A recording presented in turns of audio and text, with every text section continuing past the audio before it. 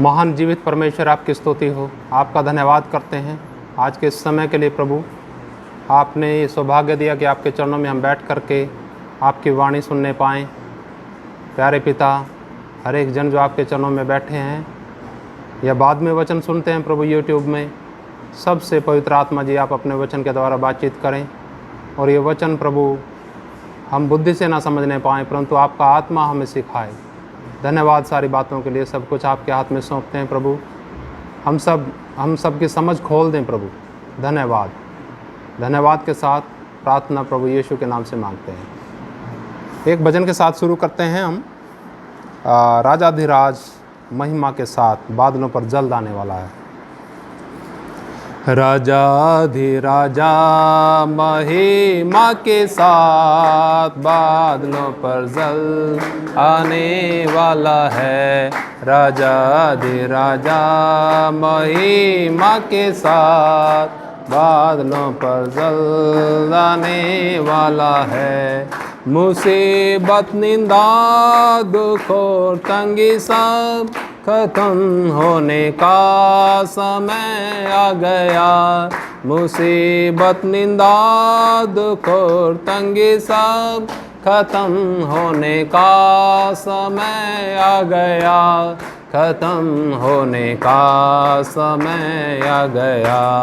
राजाधिराजा महिमा के साथ बादलों पर जल्द आने वाला है।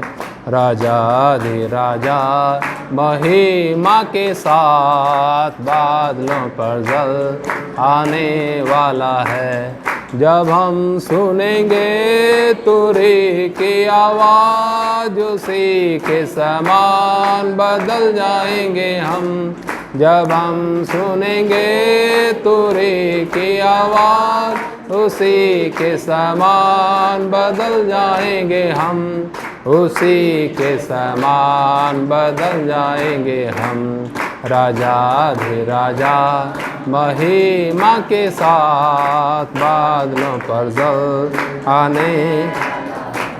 राजाधिराजा महिमा के साथ बादलों पर जल्द आने वाला है।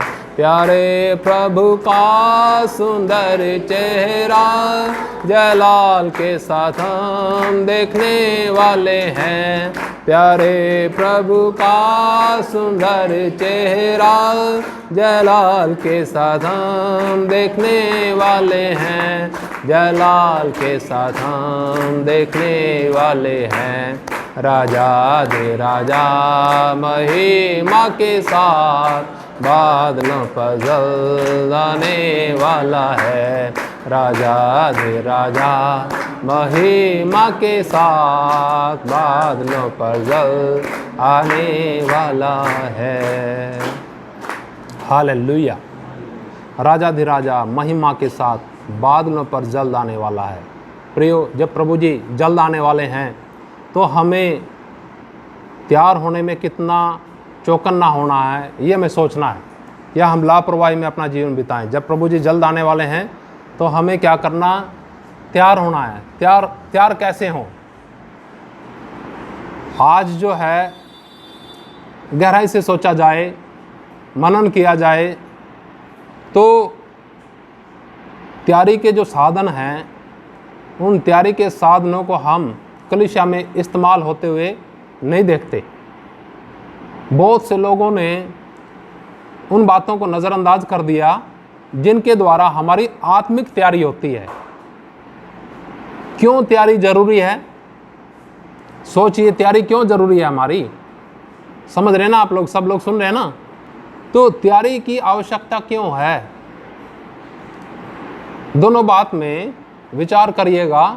अगर हम तैयार हैं तो क्या होगा, अगर तैयार नहीं है तो क्या होगा? ठीक है। मान लीजिए उदाहरण के तौर पे हम उधर खड़े हैं रेलवे स्टेशन पे और हमारा ध्यान इधर उधर है कहीं, या हम कुछ सामान खरीदने लगे, इतने में ट्रेन आई और क्या हो गया, चली गई। क्या हुआ? आपकी यात्रा कैंसिल, आपकी यात्रा कैंसिल। ऐसे ही प्रभु जी आएंगे, वचन में लिखा ना, प्रभु जी आएंगे किसके समान, किसी को बता के नहीं आएंगे। अगर वचन में पढ़ेंगे ना, खुद प्रभु जी ने बोला कि ये बात तो पिता को ही पता है। आप समझ रहे हैं ना, ये बात तो पिता, लेकिन आएगा, प्रभु आएगा। और ये चिन्ह हैं सारी पृथ्वी के अंदर, देख रहे हैं हम। कभी देखा था इतनी बड़ी महामारी? लिखा ना वचन के अंदर, इसके बारे में भी जिक्र है कि नहीं है? ऐसी महामारी आएंगी जिनका जिक्र कभी हुआ नहीं। ये अंत समय का चिन्ह समझो। तो हमें प्रभु से मिलने के लिए तैयार होने की आवश्यकता है। कई लोग दुनिया में मौज मस्ती करते हैं, मौज मस्ती में चलते रहते हैं, वो उनकी तैयारी नहीं होती। हम मती रचित सुसमाचार उसका 25 अध्याय में पढ़ते हैं ना, 10 कुंवारियों का उदाहरण। उसमें जो 10 कुंवारियों की इच्छा सही थी, उनका उद्देश्य था कि किससे मिलें? दुल्हे से मिलें। लेकिन क्या करा? शुरू में ही गड़बड़ कर दी उन्होंने, 5 ने। 5 तो समझदार थी। 5 समझदारों ने क्या करा? कुप्पी भी ले ली, मशालें भी ले ली, और कुप्पियों में तेल भी भर लिया। लेकिन जो 5 मूर्ख थी, उन्होंने मसालें तो ली, लेकिन कुप्पियों में तेल नहीं लिया। अब जब दूल्हे के आने में देरी हुई तो हुआ क्या? वे 10 के 10 ऊँघने लगी, और क्या हुआ? ऊँघने लगी, और तभी थोड़ी देर में धूम मची। आधी रात को थोड़ी देर में धूम मची कि देखो दूल्हा आ गया, दूल्हा आ गया, उससे मिलने के लिए चलो। तो वे सब अपनी मसालें ठीक करने लगी। जो मूर्ख थी, जिन्होंने अपनी कुप्पियों में तेल नहीं लिया था, उनकी मसालें क्या होने लगी? बुझने लगी। और वे समझदारों से कहने लगी कि अपनी कुप्पियों में से तेल हमें भी दे दो। लेकिन समझदारों ने क्या करा? समझदारों ने सुझाव दिया, तेल नहीं दिया। उन्होंने क्या करा? सुझाव क्या दिया? सुझाव ये दिया कि कहीं हमारे लिए भी पूरा ना हो, इसलिए भला तो यह है कि तुम जाके बेचने वालों के पास क्या कर लो? मोल ले लो। वो जो मूर्ख थी, वो मोल लेने के लिए चली गई। समझ लेना आप, उन लोगों के लिए विशेष बात है ये, जो आलसी लोग हैं, जो समय की कदर नहीं करते। ठीक है, जो आलसी है ना, बहुत से है ना आलसी, अरे अब नहीं, बाद में बाद में बाद में बाद में, तो बस फिर ख़त्म है। तो वे जो 5 मूर्ख थी, तेल लेने के लिए चली गई, और तभी दूल्हा आ गया। जो तैयार थी, 5 समझदार कुंवारियाँ, वे दूल्हे के घर में उसके साथ प्रवेश कर लिया। और दरवाज़ा बंद, दरवाज़ा बंद। आके वो 5 मूर्ख भी खटखटाने लगी, कहने लगी, हे स्वामी, हमारे लिए दरवाज़ा खोल दे। लेकिन अंदर से क्या आवाज़ आई? है, मैं तुम्हें सच कहता हूँ कि मैं तुम्हें नहीं जानता, मैं तुम्हें नहीं जानता। और आगे क्या लिखा उसमें है? आगे सुझाव भी दिया उधर फिर एक, इसलिए तुम क्या करते रहो? जागते रहो, क्योंकि तुम नहीं जानते कि घर का स्वामी है किस समय आ जाएगा, प्रभु किस समय आ जाएगा। उदाहरण तो वहां दिया गया प्रभु के लिए, अपने बारे में बताया प्रभु जी ने। नहीं जानते किस समय आ जाएगा, जो तैयार हैं वही उसके साथ जाएंगे। तो ये एक दृष्टांत है, दृष्टांत समझाया जाता है, लेकिन ये घटना असली होगी जब प्रभु जी आएंगे। जो लोग तैयार होंगे वो लोग उसके साथ चले जाएंगे, जो लोग नहीं तैयार होंगे वो रह जाएंगे। तैयारी के हमारे साधन क्या हैं, जो आज कलीसिया ने नज़रअंदाज कर दिए? वो साधन क्या हैं? पता है किसके द्वारा तैयारी होती है? लोगों को पहले तो बात यही नहीं पता। बहुत से लोगों को इसी का नहीं पता कि किसके द्वारा हमारी आत्मिक तैयारी होगी। सुनिए ध्यान से, कुछ बातें बताऊंगा मैं आप लोगों को, सुनिएगा। हमारी तैयारी होती है, पवित्र आत्मा मदद करता है हमारी तैयारी में। कौन सहायक हमारा? परमेश्वर ने कौन दिया? पवित्र आत्मा दिया। ठीक है, परमेश्वर ने अपना वचन दिया, ठीक, और परमेश्वर ने अपने सिखाने वाले दास दिए। ठीक है, उसको भी नज़रअंदाज नहीं कर सकते, क्योंकि इफिसियों 4:11 में लिखा ना, परमेश्वर ने 5 प्रकार के सेवक नियुक्त करके दिए ताकि उसकी देह क्या पाए, उन्नति पाए।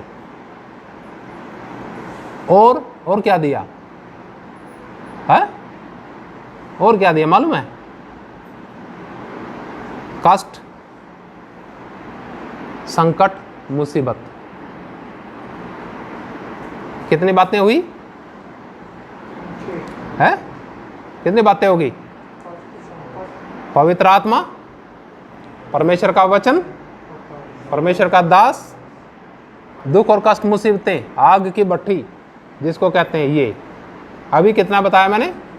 सिर्फ 4 बताया, लेकिन 4 ही नहीं है, और भी हैं बहुत सी बातें। जब हम अध्ययन करते हैं ना, और भी बहुत सी बातें हैं जिनके द्वारा हमारी आत्मिक तैयारी होती है। इन्हीं बातों को नज़रअंदाज कर दिया ना कलीसिया ने।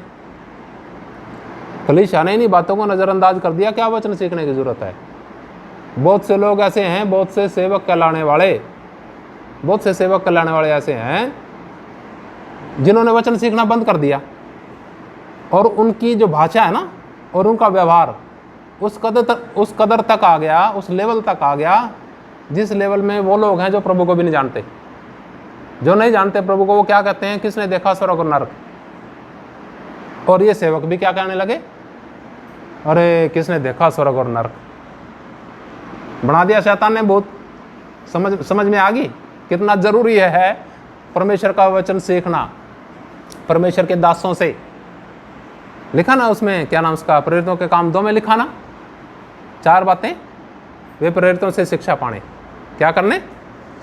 सबसे पहले ये लिखा, प्रेरितों से शिक्षा पाने, संगति रखने, रोटी तोड़ने और प्रार्थना में लोलीन रहे। 4 बातें विशेष हैं, ठीक है। खैर, हम बात कर रहे थे कि हम किस प्रकार से तैयार हों। बिना तैयारी के हम उसके साथ नहीं जा सकते। हम उसके साथ नहीं हैं तो एक तरफ नरक है, एक तरफ स्वर्ग है, बस। फिर कौन सा निवास स्थान होगा? वो निवास स्थान होगा जिसमें हमेशा का दुख है, हमेशा के कष्ट है, हमेशा की मुसीबत है, वो है। आइए हम प्रभु के वचन में चलते हैं और हम देखते हैं कुछ वचन।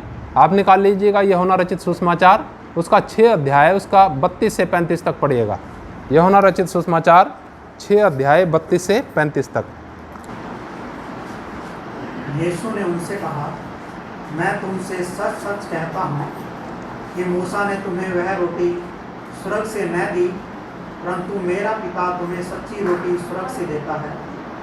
क्योंकि परमेश्वर की रोटी वही है जो स्वर्ग से उतरकर जगत को जीवन देती है। तब उन्होंने उससे कहा, हे प्रभु, यह रोटी हमें सर्वदा दिया कर। यीशु ने उनसे कहा, जीवन की रोटी मैं हूँ। जो मेरे पास आता है वह कभी भूखा न होगा, और जो मुझ पर विश्वास करता है वह कभी प्यासा न हो। प्रभु का धन्यवाद इस वचन के लिए। ये वचन हमने क्यों पढ़ा, थोड़ा सा अभी समझेंगे हम। और एक समय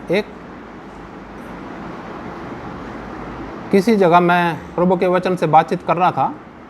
सेवकों की क्लास थी, और उनमें से जब मैं बातचीत करने लगा तो रोटी का जिक्र हुआ। प्रार्थना में लिखा ना, मैंने बताया प्रभु से हमें रोटी नहीं मांगनी चाहिए। उसको पता है जब हम दुनिया में आए उससे पहले क्या कर दिया, सारा प्रबंध किया कि नहीं किया। यह मांगने से हुआ, मांगने से होता है। तो उन्होंने एकदम से ऐसे बोला, नहीं जी पास्टर जी, वो तो प्रभु जी ने खुद सिखाया प्रार्थना में,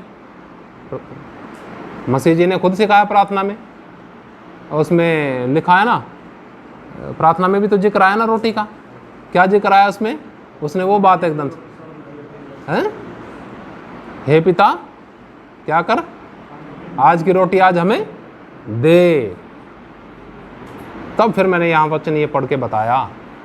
मैंने कहा यहाँ स्पष्ट लिखा है, प्रभु जी ने कहा, यीशु ने उनसे कहा, मैं तुमसे सच सच कहता हूँ कि मूसा ने तुम्हें वह रोटी स्वर्ग से नहीं दी, परंतु मेरा पिता तुम्हें सच्ची रोटी स्वर्ग से देता है। रोटियां भी कितने प्रकार की हुई होगी ना? 2 प्रकार की। अभी जैसी आपकी मर्जी। ये तो जो नाश्ते वाली रोटी, ठीक है, रोज सुबह बैठा करो पहले, कि प्रभु मुझे नाश्ता दे दे, नाश्ता दे दे, और जबकि है वहाँ दे रखा वो कहेगा अंधे क्या कर ले, आँख के अंधे देख ले, तेरे पास सारा पड़ा है, बना और खा, फिर भी मांग रहे हैं।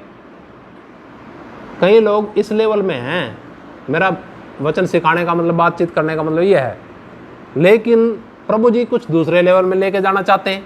वो कौन सा लेवल? जो यहाँ बता रहे हैं, यीशु ने उनसे कहा, मैं तुमसे सच सच कहता हूँ कि मूसा ने वह रोटी तुम्हें स्वर्ग से ना दी।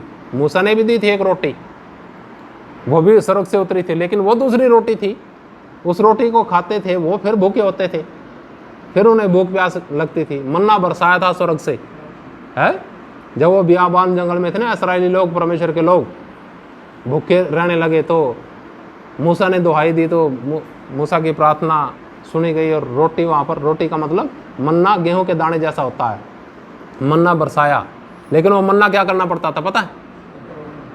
मन्ना तो किसी ऐसा तो नहीं कि बोरी बांध के दे दी उसने, बोरी बांध के नहीं दी, उधर उधर बिखर जाता था। क्या करता था? सुबह सुबह जाके उन्हें क्या करना पड़ता, एक एक उठाना पड़ता था ऐसे। इतना मोटा तो है नहीं वो वे उठा के रख लिया, एक दो में ही काम चल गया। गेहूं जैसा था वो। जो आलसी आदमी होगा उसका क्या हाल हुआ होगा, जो आलसी आदमी होगा उसका क्या हाल हुआ होगा, छोड़ पड़े मैं तो नहीं उठाता। उसने भी उठाया होगा एक एक करके। तो ये सारी चीज़ें हमें परमेश्वर के वचन से सीखना, आलसी नहीं होना किसी को भी। खैर, प्रभु जी कहते हैं वो रोटी तुम्हें मूसा ने स्वर्ग से नहीं दी, जो मेरा पिता तुम्हें देता है। आगे वचन में लिखा है, क्योंकि परमेश्वर की लिखा है, मैं तुमसे सच सच कहता हूँ कि मूसा ने तुम्हें वह रोटी स्वर्ग से न दी, परंतु मेरा पिता तुम्हें सच्ची रोटी स्वर्ग से देता है। क्योंकि परमेश्वर की रोटी वही है जो स्वर्ग से उतरकर जगत को जीवन देती है। हालेलुया। जगत को क्या करती है? जीवन देती है। रोटी तो है, रोटी तो है, खाने के लिए जीवन नहीं है। किस काम की रोटी? बीमार इतने हो, परेशान इतने हो, डॉक्टर ने बंद कर रखा, फिर क्या करोगे? क्या चाहिए? प्रभु रोटी दे दे, या ऐसा कहोगे प्रभु जीवन दे दे? क्या बोलोगे? है? लेकिन ना समझ तो फिर भी कहेंगे प्रभु बस क्या दे दे मुझे? रोटी दे दे। रोटी है, कमाल की बात कर दी जीवन तो है नहीं। किस काम की रोटी वो? यहाँ साफ लिखा ना, क्योंकि परमेश्वर की रोटी वही है जो स्वर्ग से उतरकर जगत को जीवन देती है। हालेलुया। क्या देती है वो रोटी? जीवन देती है। और आगे लिखा है, तब उन्होंने यानी चेलों ने उससे कहा, हे प्रभु यह रोटी हमें सर्वदा दिया कर। क्या सुंदर चेले हैं, देखो ना, चेलों की भी बुद्धि देखी, हमें रोज दिया कर प्रभु। ये नहीं पता किसके बारे में जिक्र कर रहे हैं, अभी भी नहीं समझ में आया चेलों के जो साथ रहते थे। देखो आगे क्या लिखा है, यीशु ने उनसे कहा, जीवन की रोटी मैं हूँ। ऐसा बोला हो क्या पता, अंधो सुन लो मैं ही हूँ वो रोटी है सुन लो अंधो। हाँ प्रभु आप ही हो। हम तो सोच रहे थे कुछ और ही होगा, अब तक भी नहीं समझे वो, जब प्रभु ने सीधा ही बोल दिया कि मैं हूँ जीवन की रोटी। साफ लिखा, यीशु ने उनसे कहा, जीवन की रोटी मैं हूँ, जो मेरे पास आता है वह कभी भूखा ना होगा, और जो मुझ पर विश्वास करता है वह कभी प्यासा ना होगा। हालेलुया। जो ये रोटी है ये जीवन देने के लिए, लेकिन कौन सा? यही तो समझना है, यही तो बात है गहरी। आगे देखिएगा ये रोटी की आवश्यकता क्यों है हमें, ठीक है। दूसरा कुरिन्थियों 4 अध्याय 16 से 17 तक पढ़ेंगे। दूसरा कुरिन्थियों 4 अध्याय 16 से 17 तक। इसलिए हम हियाव नहीं छोड़ते, यद्यपि हमारा बाहरी मनुष्य तो नष्ट होता जाता है, तो भी हमारा भीतरी मनुष्य दिन प्रतिदिन नया होता जाता है, क्योंकि हमारा पल भर का हल्का सा क्लेश हमारे लिए बहुत ही महत्वपूर्ण और अनंत महिमा उत्पन्न करता जाता है। ठीक, धन्यवाद।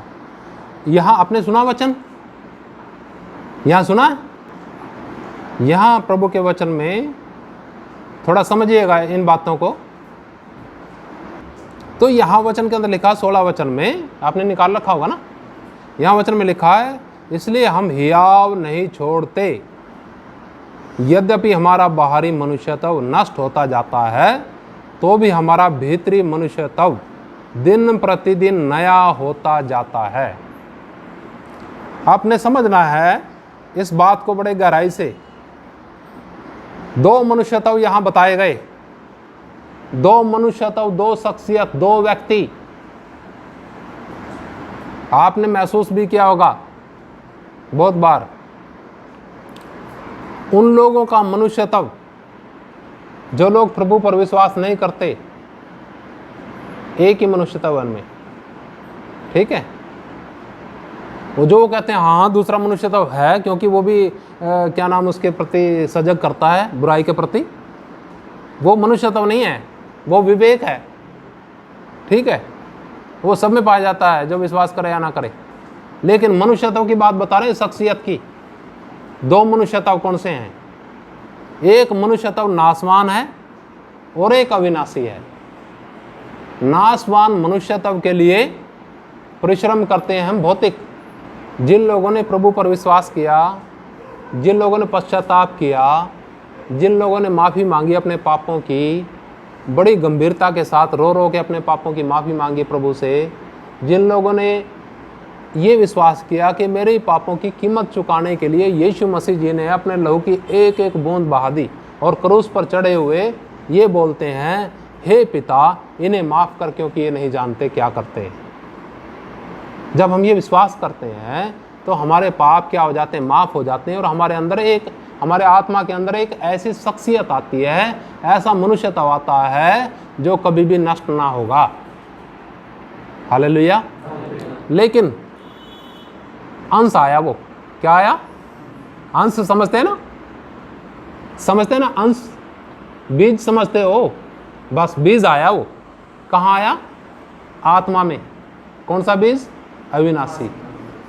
वो उगता है, ठीक है। फिर तो उसको बढ़ने की भी जरूरत है। जब वो उगा है तो उसको बढ़ने की भी जरूरत है। जैसे ये अंश आया, मेरे माँ बाप का अंश है, धीरे धीरे धीरे धीरे बढ़ता गया ना, और ये खत्म भी हो जाएगा। लेकिन जो अविनाशी पिता का अंश यानी बीज यानी वचन आत्मा में आता है और उगता है, वो बढ़ता है ना, बढ़ता जाएगा। कितना बढ़ता जाएगा? कितना बढ़ना है उसको स्वर्गीय पिता की समानता में, स्वरूप में आना है, क्योंकि वो अंश है किसका? वो स्वर्गीय पिता का अंश है, ठीक है। इस बात को गहराई से समझना आपको। हम क्यों बैठे हैं इधर? कई बार मैं ये बातें छेड़ता नहीं, इसलिए नहीं छेड़ता क्योंकि कुछ नए लोग रहते हैं ना, इसलिए थोड़ी हल्की बात रखता हूँ। लेकिन पुराने लोग भी तो हैं बेचारे, उन लोगों को भी तो आवश्यकता है। इसलिए जब नए लोग आते हैं ना, आप उन नए लोगों को सुसमाचार सुनाएं, आप उन लोगों को नई बातें सुनाएं, जो शुरुआती बातें, बुनियादी बातें वो सुनाएं।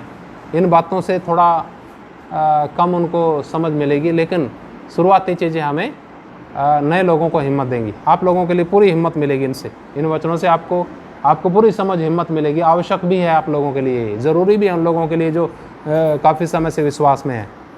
तो यहाँ सुनिएगा, लिखा इसलिए हम हियाव नहीं छोड़ते, यद्यपि हमारा बाहरी मनुष्यत्व नष्ट होता जाता है। ये तो क्या होता जाता है? जितना मर्जी खाओ पियो, एक दिन क्या हो जाना है? इसने नष्ट हो जाना, नाश हो जाएगा। जितना मर्जी लगे रहो इसके पीछे, जितना मर्जी इस पे सेंट छिड़को, जितना मर्जी जो मर्जी कर लो, लेकिन एक दिन ये साथ छोड़ जाएगा। जो ज़्यादा गहराई में है ना, ज़्यादा गहराई में, वो इस पे ध्यान नहीं देते। फिर क्यों? ये एक चैनल है।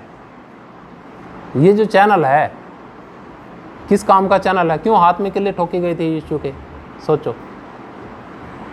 मेरे हाथ मुझे बड़े प्यारे लगते हैं ना, लेकिन एक के हाथ में किल्ले क्यों ठोकी गई? क्यों ठोकी गई भाई? यीशु के हाथ में किल्ले क्यों ठोकी राकेश भाई? है इसने करा था गुनाह ठीक है। ये चैनल है, इसने क्या करा था और मुझे बड़ा प्यारा लगता है, लेकिन इसने जो किया उसकी सजा यीशु ने अपने हाथ में कील ठुकवा के उठाई। हालेलुया। तो हमें इससे प्यार करना चाहिए, उससे करना चाहिए। इसने तो बोला जो गहराई में है ना वचन में, उनकी सोच बदल जाती है। फिर जीने के प्रति, व्यवहार के प्रति बिल्कुल सोच बदलेगी। तो खैर, कहने का मतलब यहाँ लिखा हमारा बाहरी मनुष्यत्व नष्ट होता जाता है और भीतरी मनुष्यत्व क्या होता जाता है, प्रतिदिन नया होता जाता है। हम हिम्मत नहीं छोड़ते। ठीक है, यहाँ पर विशेष जो बात बताई गई, भीतरी मनुष्यत्व के लिए बढ़ाने के लिए उसको रोटी की आवश्यकता है। प्रभु जी ने बोला ना कि मैं वो रोटी हूं जो स्वर्ग से उतरी है, जो क्या करेगा, मेरे पास आएगा वो कभी, जो इस रोटी को खाएगा कभी भूखा, वो संतुष्ट हो गया, तृप्त हो गया, वो कहीं नहीं नजर आएगा। जिन लोगों ने वो रोटी खाई जो स्वर्ग से उतरी, वो कभी तृप्त हो गए, उनका भटकना छूट गया, दर दर भटकना उनका छूट गया। उन्हें पता चल गया ना कि असली चीज़ तो मुझे मिल गई, आत्मा में मेरे क्या हो गया, नया मनुष्यत्व आ गया। वो मनुष्यत्व जब ये शरीर साथ छोड़ देगा, वो मनुष्यत्व पल भर में उड़ के स्वर्गीय पिता के पास चला जाएगा। लेकिन उसको तैयार होना ना, उसको तैयार करने के लिए कौन सी बातें हैं बताई थी ना अभी मैंने, याद है, याद रखना। नहीं तो थोड़ा सा कष्ट आया क्या करेंगे, हाय हाय हाय हाय, ले मैं तो प्रार्थना भी करता हूँ, भेंट भी देता हूँ, मैं तो ये भी करता हूँ, वो भी करता हूँ, सब कुछ करता हूँ, फिर भी ये कष्ट क्यों नहीं जाते मेरे जीवन से ये। लेकिन यहाँ देखो क्या लिखा, वचन के अंदर लिखा, हम हिम्मत नहीं छोड़ते, क्योंकि हमें पता है ये तो नाश हो ही जाना कितना बचाओगे। हम आत्मा में क्या होते हैं, आप समझिएगा इस बात को, ये बाहरी मनुष्य तो नष्ट होता जाएगा, लेकिन अंदर जो आया ना बढ़ता जाएगा, बढ़ता जाएगा। वो कभी बूढ़ा नहीं होगा, हालेलुया, वो नहीं होगा कभी बूढ़ा। वो चीज़ कुछ दूसरी चीज़ है जिसका हम जिक्र करते हैं इधर, उसकी तरफ ध्यान भी नहीं लोगों का, समझ भी नहीं पाते कि ये समझाने की क्या कोशिश कर रहे हैं। वो सोचते हैं यहाँ तो पता नहीं नौकरी दिलाते हैं, यहाँ तो पता नहीं क्या करते हैं, यहाँ कुछ भी नहीं मिलता यहाँ नहीं मिलता वो चीज़ें, और कहीं बेशक हों, लेकिन यहाँ कुछ नहीं है। यहाँ तो इस चीज़ की बातें हैं। अगर आपको चाहिए इस जीवन के बाद आशा चाहिए, मनुष्यत्व चाहिए, हमेशा की ज़िंदगी चाहिए, तो ज़रूर ज़रूर ज़रूर आप सही जगह आए। हालेलुया, प्रभु आपकी समझ खोलेगा। आपके सामने दुख खड़े हैं, सब कुछ हैं, लेकिन समझाएगा वो किस लिए दुख हैं। जैसे बहुत से लोग इधर समझ चुके, प्रभु की समानता में आने के लिए, प्रभु के साथ जाने के लिए, तैयारी के लिए कुछ बातें हैं। क्या है, परमेश्वर का वचन। क्या बताया था मैंने, परमेश्वर का वचन, परमेश्वर के दास जो लोग हैं, पवित्र आत्मा है, ठीक। और क्या बताया था, है कष्ट, क्लेश, दुख, ये बातें मैंने यहाँ बताई। इन बातों को थोड़ा गंभीरता से ले लो आप, आपको मालूम पड़ेगा कि जब कष्ट आए तो इसका मतलब परमेश्वर हमें क्या करता है, आप परखता भी अपने लिए तैयार कर रहा है, चाहे परीक्षाओं के द्वारा, चाहे समस्याओं के द्वारा, लेकिन क्या कर रहा है, वो तैयार कर रहा है कि हम उसके साथ रहने के योग्य हो जाएं। हमारे विचार उसके विचारों में ज़मीन आसमान का फ़र्क है, हमारी सोच उसकी सोच में फ़र्क है। वो फ़र्क ख़त्म करना चाहता है प्रभु, लेकिन कैसे करेगा वो, जैसे जैसे वचन सीखते जाओगे, जैसे जैसे जीवन में कष्ट भी आएंगे, मुसीबत भी आएंगे, लेकिन आप विश्वास से कभी हिलोगे नहीं, क्योंकि आपको पता चल गया ना कि ये तो मेरे फ़ायदे के हैं। एक कष्ट मुसीबत किस चीज़ के हैं, देखो आगे क्या लिखा वचन के अंदर, क्योंकि हमारा पल भर का हल्का सा क्लेश, कितने समय का, सोचो ये जीवन कितने साल का। कई लोग सोचते हैं वो बहुत साल हो गए, कितने हो गए, बहुत लंबा जीवन है। कितना लंबा जीवन है आपके लिए तो ना, आपके लिए तो सोच में है ना लंबा जीवन है, लेकिन परमेश्वर क्या कहता है, परमेश्वर के सामने तो ऐसे है। ये हमारा जीवन कैसे है परमेश्वर के सामने, जैसे पानी का बुलबुला। हम सोचते हैं बॉस हमेशा यहीं रहेंगे, और ये ख्वाब और वो ख्वाब, वो ख्वाब, क्या पता अगली बार लेटे पाओ उधर चारों तरफ बैठे पाए आपके लोग। आप समझ रहे हो, चारों तरफ लोग हों, आप उधर लेटे हैं, ये तो होगा ही होगा। उसी के लिए तो बताया जा रहा है वचन। आनंद का समय होगा वो उन लोगों के लिए जिनके अंदर ये मनुष्यत्व आया, जिन लोगों ने बाहरी मनुष्यत्व पर ध्यान नहीं लगाया। कोई बात नहीं, चलता रहता है, आज नहीं है खाना, कोई बात नहीं, कल मिल जाएगा, लेकिन असली तो मिल गया ना मुझे, असली चीज़ तो मिल गया ना मुझे।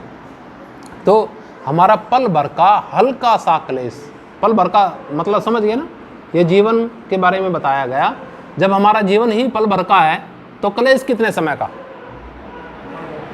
समझ रहे। हमारे जीवन को भाप के समान बताया गया, छाया के समान बताया गया, घास के समान बताया गया, बहुत से उदाहरण हैं, ठीक है, लेकिन है ये पल भर का। जब ये जीवन पल भर का आता है, इसमें जो कष्ट आते हैं, मुसीबत आते हैं, वो भी पल भर के हैं। इसलिए लिखा, हमारा पल भर का हल्का सा क्लेश हमारे लिए अनंतकालीन महिमा उत्पन्न करता है। हालेलुया। अनंतकालीन महिमा चाहिए, अनंतकालीन जीवन चाहिए, जिसका कभी भी अंत ना होगा। हमेशा हमेशा परमेश्वर के साथ आनंद में निवास करेंगे, तो कष्टों से निकलना अनिवार्य है। यही तो ये वचन बताता है, या कुछ और बता रहा है? यह कुछ और बता रहा है? कहीं कहते उठा लिए सभी यीशु मसीह ने मेरे कष्ट, सब कष्ट उठा लिए, बेशक उठा लिए, लेकिन अब क्या है? कष्ट नहीं है क्या आपके जीवन में? अभी भी आपकी मदद करता है, वो हमारी मदद करता है हमारे कष्टों में, ठीक। लेकिन जो परमेश्वर के लोग हैं वो क्या करते हैं? कष्टों से घबराते नहीं। उनके समझ में है कि कष्ट, मुसीबत, समस्या हमें अपने सृष्टिकर्ता के समान और उसकी समानता स्वरूप में प्यार करते हैं। हालेलुया। तो लिखा वचन के अंदर, हमारा पल भर का हल्का सा क्लेश हमारे लिए क्या करता है? अनंतकालीन, क्या करता है? अनंतकालीन महिमा, अनंत महिमा उत्पन्न करता जाता है। हालेलुया। एक और वचन पढ़ेंगे, उसके बाद समाप्त करेंगे। इफिसियों की पत्री 3 अध्याय उसका 16 वचन। इफिसियों की पत्री 3 अध्याय उसका 16 वचन। कि वह अपनी महिमा के धन के अनुसार तुम्हें यह दान दे कि तुम उसके आत्मा से अपने भीतरी मनुष्यत्व में सामर्थ्य पाकर बलवंत होते जाओ। हालेलुया। किसके द्वारा बोला? ये यहाँ साधन किसको बताया गया?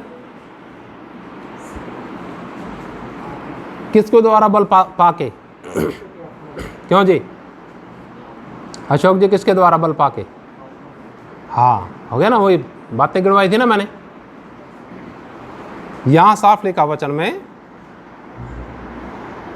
कि वह अपनी महिमा के धन के अनुसार तुम्हें यह दान दे कि तुम उसके आत्मा से अपने भीतरी मनुष्यत्व में सामर्थ्य पाकर बलवंत होते जाओ। यानी भीतरी मनुष्यत्व के अंदर क्या चाहिए? बल चाहिए, ठीक। भीतरी मनुष्यत्व को बढ़ना है, उसके लिए क्या जरूरी है? क्यों इकट्ठे होते हैं हम इधर? हम इसलिए इकट्ठे होते हैं ताकि परमेश्वर का जो वचन है, जो हमारी आत्मा की खुराक है, आत्मा की खुराक मतलब गहराई में जाएंगे तो आत्मा के अंदर जो मनुष्य पैदा हुआ, अविनाशी मनुष्य पैदा हुआ, उसकी खुराक है। वो क्या है? परमेश्वर का वचन है। उसके लिए इकट्ठे होते हैं ताकि उसको क्या मिले? भीतरी मनुष्यत्व को क्या मिले? बल मिले, सामर्थ्य मिले, परमेश्वर की समानता और स्वरूप में आए। हालेलुया।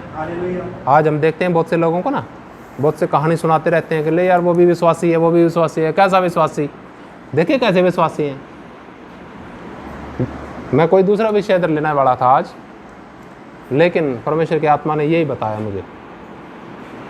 किसी दिन हाँ की हाँ और ना के ना के विषय में बात करेंगे। विश्वासी लोग क्या करते हैं आज के? इस टाइम हाँ करी, अगले पल ना। उसके विषय में परमेश्वर का वचन क्या कहता है फिर किसी दिन बातचीत करेंगे। लेकिन आज जो हमने बातचीत करी है, वो हमने बात करी है स्वर्गीय रोटी की, जो अति आवश्यक है हमारे भीतरी मनुष्यत्व के लिए। और उसके साथ ही साथ कुछ बातें और भी करी हैं। दुख और कष्ट, मुसीबत भी हमें परमेश्वर की समानता और स्वरूप में लेके आते हैं, उसके द्वारा अनंतकालीन महिमा। हालेलुया। यहाँ थोड़ी सी देर ताली बज जाए किसी के लिए, खड़ा करके खड़े हो जाओ जी, ताली बजाओ सब। कैसा लगेगा उस व्यक्ति को? कैसा लगेगा?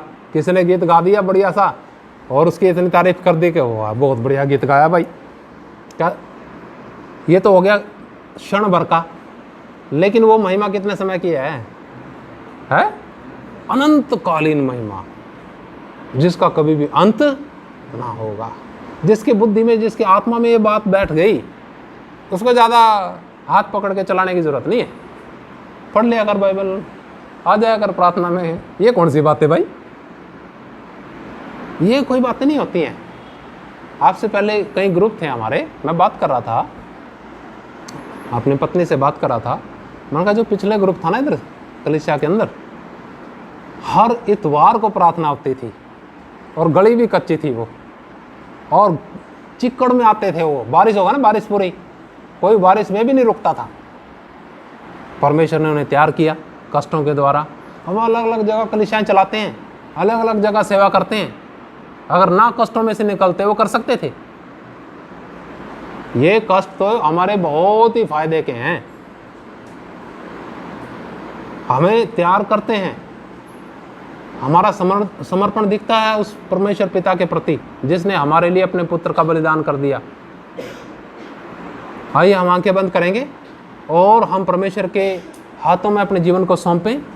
अगर कहीं और कमजोरी है, कहीं हम संसारिक तौर से अपने भौतिक मनुष्यता की तरफ ज़्यादा ध्यान करते हैं, हम दुख और कष्टों को एक निराशा के रूप में लेते हैं, तो हम ध्यान करेंगे। आज के वचन को पवित्र आत्मा से निवेदन करें, हमें सिखाएं ताकि हम समझने पाएँ कि इनके द्वारा हमें अनंतकालीन महिमा प्राप्त होती है। यह संसार और संसार की बातें, शरीर और शरीर की बातें कुछ समय की हैं, लेकिन परमेश्वर ने हम सब के लिए अनंतकालीन महिमा को तैयार किया हुआ है। उन्हीं लोगों के लिए जो आत्मिक रूप से तैयार रहते हैं। इसलिए प्रियो, हमें अब आत्मिक रूप से तैयार होना है, हमें अपने जीवनों को परमेश्वर के हाथ में समर्पित करना है। कष्ट आए, मुसीबत आए, समस्या आए, जो मर्जी आए, हम प्रभु के हाथ में अपने जीवन को सौंपते हुए हर परिस्थिति में धन्यवाद करते हुए आगे बढ़ने पाएँ। हालेलुया, धन्यवाद। सियोन देश हमारा है देश, रहते हैं हम परदेश, जाएंगे हम अपने देश। सियोन देश हमारा है देश, रहते हैं हम परदेश, जाएंगे हम अपने देश। Hallelujah, hallelujah, hallelujah, hallelujah, hallelujah, hallelujah, hallelujah, hallelujah. पिता, आपका धन्यवाद करते हैं इस समय के लिए, धन्यवाद करते हैं आज के वचन के लिए। प्रभु, ये हम सब के आत्मा में, जीवन और व्यवहार में उतरने पाए। प्रभु, लोगों को जीवन मिले, बेहतरीन मनुष्यता में बल मिले, सामर्थ्य मिले। प्रभु, इन वचनों के द्वारा प्यारे प्रभु जी, हम सब का बेहतरीन मनुष्यता आपकी समानता और स्वरूप में आने पाए। मन की आंखों को ज्योतिर्मय करें प्रभु, प्रकाशमान करें। धन्यवाद, धन्यवाद के साथ प्रार्थना प्रभु यीशु के नाम से मांगते हैं, आमीन। सबको जय मसीह की। मारना था।